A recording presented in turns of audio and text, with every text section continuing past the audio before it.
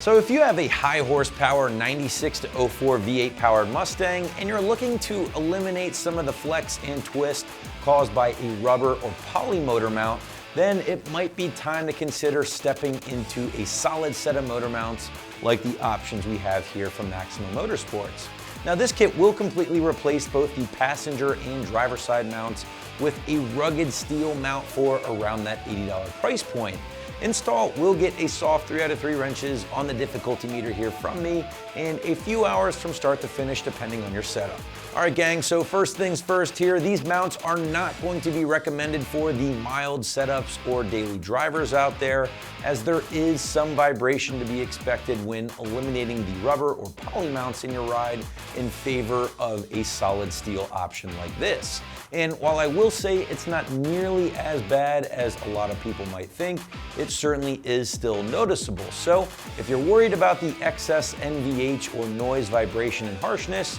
you might want to consider going to a stronger poly bushing instead first before trying out a solid mount like this. On the other hand, if you've tried those poly bushings before and you keep having issues, or you're just simply overpowering the bushings, then the solid mount is the way to roll. Now, by eliminating the softer link between the chassis and the engine, owners can expect less twisting and deflection, which will give the car a more responsive feel overall, help those manual cars get into gear a little bit easier, and will ultimately help get every last bit of power down to the ground instead of wasting it through that deflection or twisting. Now the mounts themselves are actually built like a tank and include very burly 3/16 inch plate steel throughout,